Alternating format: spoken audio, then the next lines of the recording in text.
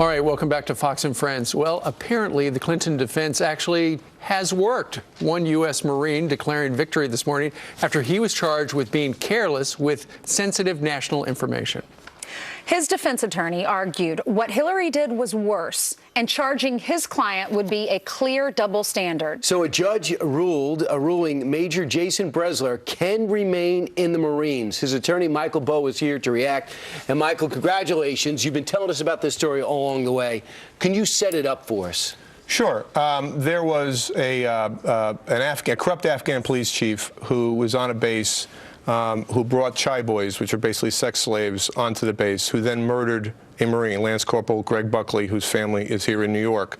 The family was trying to get information about that, how that happened, and Major Bresler had previously, 2 years prior, removed that chief from a position in a different place. Said he knew he was a sex slave. He knew he was abusing boys. They knew he was a bad guy. They shouldn't have put him back in that spot.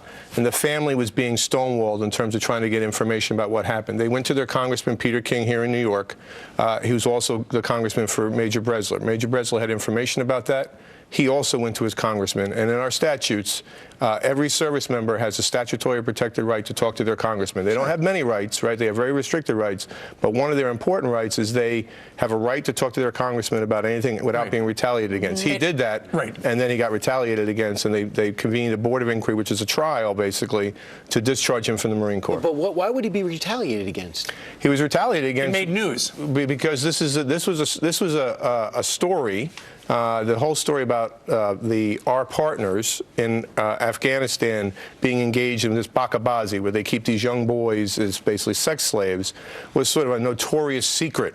And the military didn't want this out, so they go after him. They kick him out. They kick him out after what we believe was a kangaroo court trial, and then they had a recommendation to kick him out. We went to court to stay it. It was stayed, and then yesterday the federal judge in the Eastern District of New York out on Long Island threw the proceeding out because he basically said that he had been in layman's terms, he had been deprived of a fair trial because they withheld all the critical documents he needed to show that he had been retaliated against. How do you compare what he did to what Hillary Clinton did? How do you think that they compare? Because the information I don't about think the bad guy was did he use an email? He sent an email, and he had, when he was originally in Afghanistan, the Marine Corps didn't have military computers for them to use, so they told him to use their own computer. Right. On his computer, when he left, you do a little turnover. It's called a turnover file. It's a file for your successor.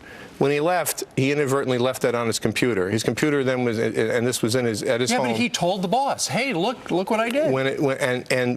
He sent an email warning about this Sarwar John guy, and as a result, they looked at his computer. They found this turnover file on it, and they punished him.